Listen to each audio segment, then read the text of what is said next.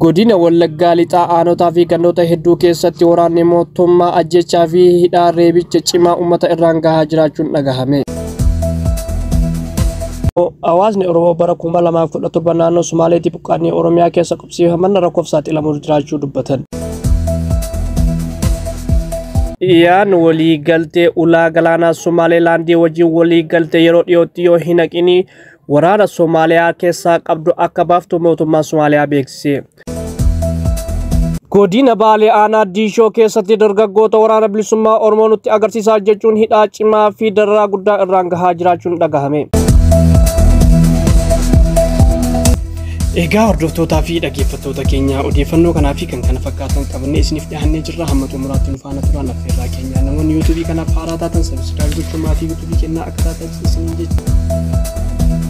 Godina Wallaggaa lixaa aanotaa fi gandoota hedduu keessatti waraanni mootummaa ajjechaa fi hidhaa reebicha cimaa uummata irraan gahaa jiraachuun dhagahame. Namoota hedduu qabanii mana hidhaatti geessuun reebicha cimaa irratti raawwatuun miidhaa qaamaa akka irra geessan jiraattonni dubbatu. Jiraataa aanaa Boojjii Dirmajii ganda Dibbilee Tuujii kan ta'e obbo Mangistuu Imbiruu nama jedhamu torbaan darbee keessaa humnoota waraana mootummaatiin qabamee aanaa Boojjii Coqorsaa keessa hidhamuun jiraattonni OMN'f himan. Bara darbee keessa namni kun humnoota mootummaatiin hidhamuu kan himan jiraattonni waggoota 3 oliif asii fi achi dheessaa jiraataa kan dabarse torbaan darbee keessa qabamuun dubbatu. Kun kana dura miseensa Koongireesii Federaalistii Oromoo kan turee fi naannichatti bakka bu'aa filannoo irratti dorgomaa kan ta'e himama. Amma reebicha cimaa mana hidhaa keessatti akka irra gahaa jiru dubbatu jiraattonni naannichaa. Nama Yoonaas Baaranaa jedhamu immoo jiraataa aanaa Boojjii Dirmajii ganda Dibbilee Tuulii kan ta'e guyyaa Mangistuun Imbiruu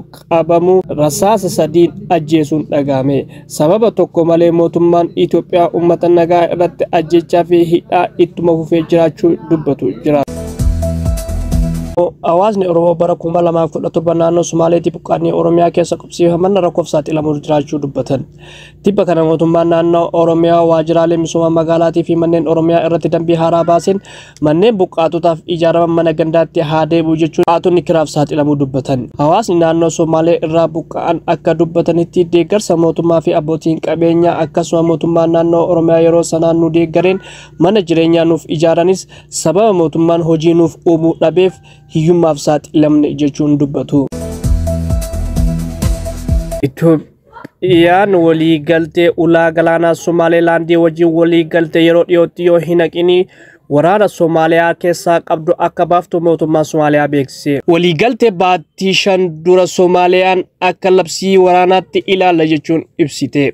Itoophiyaan bulchiinsa mirgaa fi beekamtii hin qabne wajjin waliigaltee taasiste jechuun kan ibsitu Soomaaliyaan dhimma waliigaltee ulaa galaanaa Itoophiyaa fi Somaaleelaandii waliin goote guutumaan guutuutti fudhatama kan hin qabne jechuun ibsite. Dhimma kun ammachaa deema malee tasgabbaa waan deemu miti jechuun Soomaaliyaan ibsitee jirti.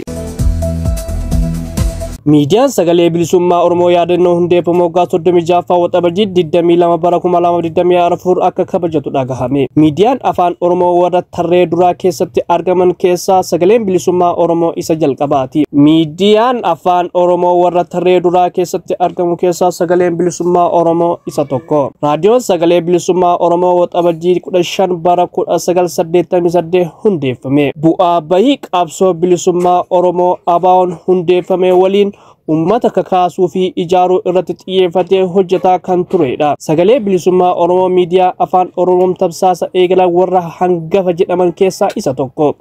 Imala qabsoo fi hundeeffama isaa waggaa 36ffaa kabajachuuf qophii irra akka jiru beeksise. Godina Baalee aanaa Diishoo keessatti dargaggoota waraana bilisummaa Oromoo nutti agarsiisaa jechuun hidhaa cimaa fi dararaa guddaa irraan gahaa jiraachuun dhagahame. Dargaggoota godinoota baadiyyaa garaagaraa irraa walitti qabuun maadhee waraana bilisummaa isintu beeka himaa jechuun magaalota Diishoo mana hidhaa ganda duwwaa tokko humna mootummaatiin hidhaa dararaa cimaa keessa jiraachuun dhagahamee jira. Waxabajii 8 bara 2024 aanaa Diishoo keessatti waliigalaan namoota 28 ugguruu reebichaa fi dararaa cimaa irraan gahaa jiraachuu jiraattonni naannichaa himan. Yakka tokko malee dargaggoota mana hidhaatti ugguruun maatii isaanii qarshii gaafataa akka jiran jiraattonni ni dubbatu. Egaa dhaggeeffattootaa fi hordoftoota keenya odeeffannoo keenya guyyaadhaa kanumaan goolabnee jirra. Odeeffannoo keenya biraatiin hamma walitti deebinutti nagaan turaa isiniin jecha. Namoonni YouTube kanaaf haaraa taatan subscribe gochuun maatii YouTube keenya akka